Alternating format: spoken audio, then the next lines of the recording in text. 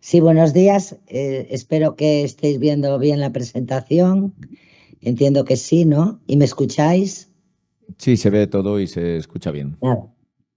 Perfecto. Bueno, yo en primer lugar quiero agradecer al profesor Alfredo Martínez la invitación a estar en este fantástico curso de verano de la Universidad de Valladolid, en este campus de Soria. Siento muchísimo no estar ahí presencialmente disfrutándolo con vosotros, pero he estado disfrutando de las magníficas ponencias, ¿no? Bueno, el profesor Martínez me pedía que yo hablara del pescado en la dieta mediterránea. Creo que, como todo lo que organiza el profesor Martínez, pues siempre está en el último, en lo último que estamos hablando todos, que es la importancia de las dietas tradicionales, ¿no? Y en este sentido, el pescado, en este sentido, el pescado es un alimento que es mucho más que los ácidos grasos omega 3. En los últimos tiempos, pues hablamos de la importancia del DHA, de la importancia del EPA, de los ácidos grasos de cadena larga, de cadena muy larga, sobre la salud, pero en realidad el pescado es mucho más que ácidos grasos. El pescado son proteínas, proteínas de elevada calidad, son vitaminas, son minerales y es energía. Y tenemos evidencia convincente de que el consumo de pescado mejora el neurodesarrollo de lactantes y de niños pequeños cuando este es consumido durante el embarazo e incluso antes del embarazo, así como durante la lactancia. También tenemos evidencia convincente de que reduce el riesgo de muerte cardíaca por infarto, incluso por reinfarto. Y el pescado está introducido ahora como guía terapéutica en el tratamiento del infarto y en la evitación o la prevención del reinfarto. Existe también una evidencia probable posible de que disminuya el riesgo de ictus, depresión y de determinados tipos de cáncer. Lo que parece claro, siguiendo un poco la línea de lo que hablaba el profesor Visioli sobre los polifenoles, es que los beneficios que atribuimos al pescado en realidad es la suma de beneficios y riesgos de todos sus constituyentes, más que de un tipo específico de nutrientes. No me resistía a poner este trabajo, que ya es del 2006, pero en donde se destaca la importancia de los ácidos grasos de cadena muy larga, como el docosahexaenoico, en la calidad y fertilidad del esperma del varón. De tal manera que, comparando a aquellos individuos astenozoospermicos, es decir, con disminución de la movilidad del esperma frente a los normozoospermicos, el porcentaje de ácidos grasos poliinsaturados, DHA, de cadena larga es mucho más elevado en los normozoospermicos que los astenozoospermicos. Por tanto, en algo tan importante como es la reproducción humana, la nutrición, los componentes de la nutrición, en concreto los ácidos grasos poliinsaturados, parece que juegan un papel importante, pero no solo en la fertilidad del varón, sino también de la mujer, aumentando el índice ovulatorio, la función lútea, mejorando la implantación del óvulo y, por tanto, ayudando a llevar ese embarazo, esa gestación a buen término. Bueno, la recomendación de la ESAN, de la Agencia Española de Seguridad Alimentaria, es que al menos 3 raciones a la semana de pescado, priorizando el consumo de pescado azul. Y a esto hemos llegado por todos estos trabajos en donde vemos la evidencia del efecto sobre la salud. Por ejemplo, en mujeres embarazadas se publicó que aquellas que consumían regularmente 2 raciones de salmón a la semana aumentaban la ingesta de estos ácidos grasos de cadena muy larga, icosapentanoico y docosahexaenoico, alcanzando la ingesta mínima recomendada y, por tanto, mejorando la salud de la madre, pero también la salud del feto. Por otra parte, el pescado parece fundamental a lo largo de todo el ciclo vital, ya que en personas ancianas y mayores un mayor consumo de pescado, lo que serían 50 gramos al día como promedio, se asocia a un envejecimiento más saludable, con mejoría en la mayoría de las funciones, en su condición física, en su situación funcional, en menor riesgo de enfermedad y en menor mortalidad. La realidad es que cuando hablamos de estudios es muy difícil tener estudios de causalidad. Lo que encontramos son estudios de asociación. Un consumo de alrededor de 3 raciones de pescado a la semana parece que mejora mejora la salud a lo largo de todo el ciclo vital. Bueno, decía que era importante hablar de las dietas tradicionales y en nuestro país tenemos la fortuna de estar bañado por 2 mares, el mar Mediterráneo y el océano Atlántico. Decía antes el profesor Francesco Visioli que había dieta mediterránea en el sur de Italia, dieta mediterránea en el sur y en el este de la península ibérica, y en el noroeste y norte de Portugal tenemos nuestra dieta tradicional que se llamó dieta atlántica del sur de Europa. En ensayos clínicos llevados a cabo en Galicia y en el norte de Portugal, se pone en evidencia, en concreto en el norte de Portugal, cuando evaluamos la adherencia a esta dieta atlántica del sur de Europa, descrita por 9 componentes, en donde uno de ellos es el pescado fresco, el bacalao, pero también carne roja, productos de cerdo, productos lácteos, legumbres y verduras, o caldo verde, que es la sopa de verduras, de estas verduras de mayor consumo en nuestra zona, que son el género brásica, las patatas, el pan de grano entero o el vino. Se vio que una buena adherencia a esta dieta atlántica del sur de Europa se asociaba con un menor riesgo de infarto agudo de miocardio fatal, y con una menor concentración de parámetros de biomarcadores de inflamación, de biomarcadores de perfil lipídico como triglicéridos, de biomarcadores del metabolismo de los azúcares, menor resistencia a la insulina y menor presión arterial sistólica. Eso no significa que todos los alimentos que integran estos 9 componentes clave de esta dieta atlántica del sur de Europa, en este caso del norte de Portugal, contribuyan igual a la baja mortalidad coronaria, sino que el conjunto de esta dieta sí que demostró suponer un menor riesgo de mortalidad.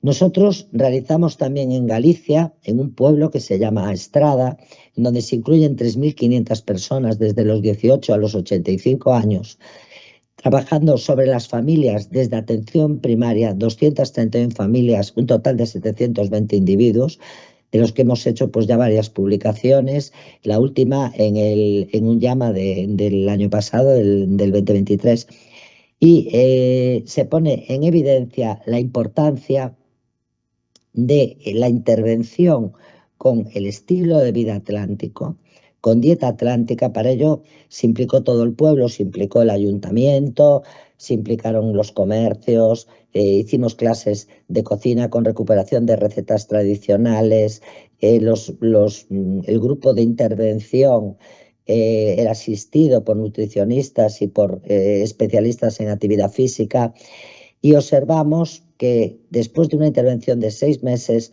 se mejoraba la dieta, el tipo de dieta que se hacía, pero se mejoraban el índice de masa corporal, las lipoproteínas de alta densidad y el patrón alimentario. Por tanto, se vio en este enfoque comunitario desde la atención primaria, sobre todo un pueblo, se vio que la intervención con la dieta tradicional, la dieta atlántica, suponía importantes beneficios para la salud. Por tanto, es el primer ensayo clínico con este tipo de dieta que le dio, digamos, esta publicación del llama tuvo una importante repercusión a nivel de medios, incluso a nivel de medios en los Estados Unidos, porque era una intervención con una dieta completa. No era una intervención en donde solamente aportábamos un alimento, sino que nosotros dábamos a este grupo de intervención, le dábamos conservas de pescado, le dábamos lácteos, le dábamos aceite de oliva, le dábamos verduras, era una dieta completa. Observamos también, yo creo que un hecho a destacar, y es que en el grupo control también había una mejoría. Evidentemente, no tan elevada como en el grupo de intervención, pero había una mejoría. Y esto de alguna forma apoya la importancia del enfoque comunitario, del enfoque de todo un pueblo, en el que se hace una intervención de tal manera que en el grupo control también mejoraban sus estilos de vida porque copiaban de alguna manera al grupo de intervención. Por tanto, la promoción de la dieta atlántica sería saludable en la familia y además estaría en consonancia con el patrimonio cultural y gastronómico de las regiones atlánticas europeas. También hicimos un ensayo clínico, otro proyecto PopTech entre el norte de Portugal y Galicia, en donde participamos 9 equipos científicos sociosanitarios, 8 instituciones y empresas y 4 socios, sobre población, sobre grupos de residencias de la tercera edad. El proyecto se llamaba NutriAge y lo que queríamos saber era cuáles eran los estilos de vida de nuestros mayores antes de ingresar a la residencia, cuáles eran una vez que ingresaban en la residencia, promocionar la dieta atlántica y la actividad física durante su estancia en esta residencia y ver cómo mejoraban los biomarcadores. Hasta donde sabemos es el primer estudio que he publicado donde se relaciona el estatus cognitivo de estos mayores con marcadores nutricionales y vimos una asociación entre determinados marcadores nutricionales y un mejor estatus cognitivo, con una mejora después de la intervención con dieta atlántica. Me gustaría destacar aquí que este proyecto PodTech nos pilló en plena pandemia y por tanto la intervención la tuvimos que hacer online. Y yo creo que además de conseguir la mejora de los estilos de vida, pues fue una forma de tenerlos conectados con nuestros mayores en estas residencias en un momento pues tan importante y en donde la soledad hizo mella en ellos. Bueno, creo que no podemos dejar de hablar de la importancia de la sostenibilidad. No debemos hablar solamente de salud para el individuo, sino de salud para el medio ambiente. Y en concreto hay varias publicaciones en donde la dieta mediterránea y la dieta atlántica se demuestran que son sostenibles. Aquí me gustaría destacar el importante papel del pescado. En una dieta atlántica, las verduras, los cereales y las frutas supondrían el 67% del aporte calórico total de la dieta, el 22% lo supondrían los lácteos, el 3% las carnes y el 3% el pescado. Me gustaría destacar que este pescado supondría solamente el 13% de la huella de carbono y supondría solo el 1% de la huella hídrica. Este 1% de la huella hídrica se asocia directamente con el pescado de acuicultura, ya que el pescado extractivo no tiene ninguna huella hídrica. Por tanto, nuestras dietas mediterránea y atlántica tradicionales, además de ser saludables para el individuo, son sostenibles para el medio ambiente. El problema es que ya la FAO en el año 70 manifiesta el riesgo que tenemos del deterioro progresivo de las dietas mediterráneas y de su abandono a ambas orillas del mar, igual que de la dieta atlántica. Estas dietas ricas en cereales, en frutas, en vegetales, en pescados, en aceite de oliva y con un bajo consumo de carne roja suponían un descenso del riesgo de mortalidad y un aumento del estado de salud y bienestar. Sin embargo, están en peligro de extinción. Yo diría que a día de hoy están en grave peligro de extinción o ya tenemos un porcentaje muy importante de la población que no las están consumiendo. En este sentido, como pediatra, tengo que decirles que en distintos estudios, el estudio Al-Salma, donde se evalúa la ingesta de más de 1.500 niños de 6 a 36 meses, se ve que el consumo de DHA, de glucosa hexanoico, es bajo. Más del 50% de estos niños no consumían 2 raciones de pescado a la semana. Asimismo, había una ingesta baja de hierro, el 21% de los niños no cubrían las recomendaciones, el 90% no cubrían las ingestas de vitamina D. Todos sabemos que es difícil cubrir la ingesta recomendada de vitamina D si no tomamos alimentos suplementados. Y, por otro lado, la ingesta de proteínas era muy elevada. Asimismo, el más reciente estudio nutricional español en niños de 1 a 10 años, el estudio SNUPI, en sus distintas publicaciones pone en evidencia la importante ingesta de grasa, fundamentalmente grasa saturada, y que sin embargo la grasa poliinsaturada no alcanza las recomendaciones. Sí que me gustaría destacar en este estudio SNUPI, también en más de 1.500 niños, en donde por primera vez se divide en 2 cortes, una corte consumidora de leches tradicionales, de leches ordinarias, y una corte consumidora de leches suplementadas. Y ahí podemos ver que aquellos niños que toman leches suplementadas cumplen mejor las recomendaciones, aún sin alcanzar las recomendaciones de consumo de grasas poliinsaturadas, consumen hasta 4 veces más ácido graso omega 3 docosa hexanoico que los niños que toman leche tradicional. Esto refleja una vez más la no adherencia de nuestros niños a las dietas tradicionales, porque cuando vemos cuáles son los alimentos que aportan el DHA en la dieta de los niños que consumen leche ordinaria, el alimento que aporta el DHA es fundamentalmente el pescado, lo cual bueno, pues parece lógico porque es el alimento que debería aportarlo. Sin embargo, cuando en los niños que toman leches suplementadas, leches enriquecidas, el principal aporte de DHA es a partir de los lácteos. Por otra parte, nuestro grupo de investigación, en colaboración con el grupo del profesor Luis Moreno de Zaragoza, de la profesora Aguilera en Granada, estudiamos los patrones alimentarios en niños y adolescentes según las recomendaciones y vemos que en cuanto a la frecuencia de consumo de alimentos, ningún niño cumple las recomendaciones de consumo.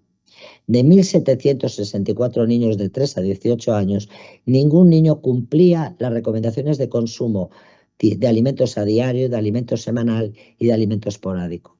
El 32% no cumplía ninguna de ellas. El 32% cumplía las recomendaciones de alimentos a diarios y esporádicos, pero no semanal, y el 36% cumplían a diario y semanal y no esporádico. Bueno, el hecho es que estamos hablando de la importancia del pescado en nuestras dietas tradicionales mediterránea y atlántica, de la importancia del pescado en la salud y en la sostenibilidad ambiental. Y sin embargo, si tenemos en cuenta los datos del panel de consumo de alimentos, vemos que el consumo de pescado está bajando de una manera alarmante, no solamente de pescado, sino también de mariscos y moluscos, de conservas de pescado y en conjunto del total de la pesca. Si comparamos, siguiendo también las encuestas del MAPA, del Ministerio de Medio Ambiente, Medio Rural y Marino del Gobierno de España, en relación a cómo es el consumo de pescado en las comunidades atlánticas y mediterráneas, vemos que el consumo de la pesca, sobre todo de pescado fresco y de pescado azul, es mucho más elevado en las comunidades atlánticas que en las mediterráneas, igual que el consumo de mariscos, moluscos y crustáceos. Si ponemos a Galicia, que es de donde os hablo, comparado con la media nacional, el consumo de pescado es hasta 6 kilos más que la media española. Por tanto, estamos perdiendo adherencia a las dietas tradicionales, pero esta pérdida de adherencia es mayor en el Mediterráneo todavía que en el Atlántico. Bueno, insistir en que la recomendación de las sociedades científicas es 2 a 3 raciones de pescado semanal a lo largo de toda la vida, incluso durante el embarazo y la lactancia, y que la alarma actual sobre los posibles contaminantes, principalmente el metilmercurio en el pescado, pues debemos tenerla en consideración en su justa medida. ¿Qué quiere decir esto? Que para los principales resultados de salud entre los adultos, la gran mayoría de los estudios epidemiológicos demuestran que los beneficios de la ingesta de pescado superan con mucho a los riesgos potenciales, con excepción de determinados momentos de la vida, como puede ser el embarazo, el niño pequeño, la lactancia, y con unas pocas especies seleccionadas que van a ser aquellos pescados de gran tamaño, de vida larga y depredadores.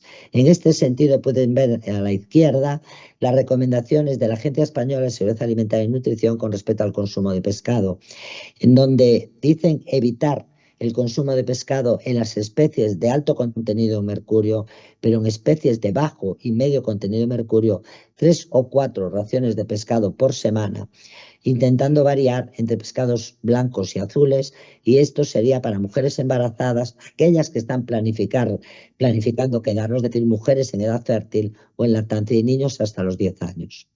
En los niños ya de 10 a 14 años, el consumo incluso de estas especies de alto contenido de mercurio debe limitarse a 120 gramos al mes, pero debemos seguir con 3 o 4 raciones de pescado por semana en aquellas especies de bajo y medio contenido de mercurio. En la población en general se recomienda el consumo de todas las especies, 3 o 4 raciones de pescado por semana, procurando evitar o variar entre pescados blancos y azules.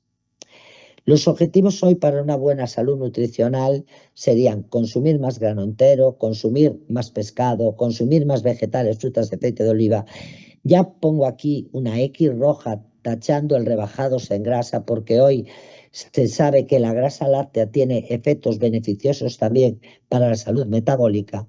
Consumir más lácteos, consumir carnes y embutidos magros, limitar la comida rápida, limitar las bebidas azucaradas, la sal, consumir más alimentos con buena densidad energética y baja en energía, aumentar la variedad de nuestra dieta y la preparación culinaria, tener en cuenta que la cocción, el vapor, la plancha y el horno debe priorizarse frente a la fritura.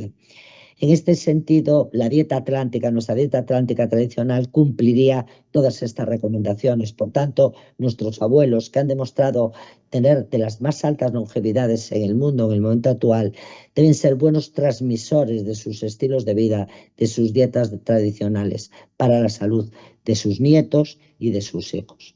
Porque de seguir los datos como hasta ahora, nuestros niños van a vivir menos y con peor calidad de vida de la que vivieron sus abuelos. Bueno, esta es la pirámide de la dieta atlántica, es una pirámide similar a la de la dieta mediterránea, en donde no solamente hablamos de que es saludable, funcional y bioactiva y sostenible, sino que el comer es algo más que qué comemos, sino que es también cómo lo comemos, su preparación culinaria, cuándo lo comemos, horarios, crononutrición y también con quién lo comemos, cómo disfrutamos de nuestras comidas en familia y cómo la alimentación debe ser un acto social. Doctora Leis, perdóneme, ¿sí? Disculpe que le interrumpa, pero si pudiera ir cerrando, por favor, su presentación. Por cuestión Perdón, de tiempo. No le oigo. Si pudiera, por favor, ir concluyendo en su presentación. Sí, ya Discúlpenos, concluyo, doctora, gracias. Ya concluyo en esta, solamente decirle que la EFSA, la Autoridad Europea de Seguridad Alimentaria, la Organización Mundial de la Salud, habla de la importancia de adaptar los perfiles nutricionales a las tradiciones, a los hábitos alimentarios, a las necesidades y a los patrones de dieta de cada país. Y como hablaba antes el profesor Francesco Viscioli, es muy importante también la matriz alimentaria, no solamente el pescado como nutrientes aislados, sino como matriz. Y como matriz también que en su preparación, en cuanto a sus salsas o en cuanto a la propia fritura o al echarle el aceite de oliva, que es otro alimento tradicional de nuestra dieta, pues pone en evidencia los importantes efectos beneficiosos para la salud. Muchísimas gracias. Y aquí dejo mi grupo de investigación. En la parte superior es el Hospital Clínico, el grupo asistencial y abajo el grupo de nutrición pediátrica del Instituto de Investigaciones Sanitarias de Santiago. Muchísimas gracias por la invitación y lamento si me he excedido en el tiempo. Gracias.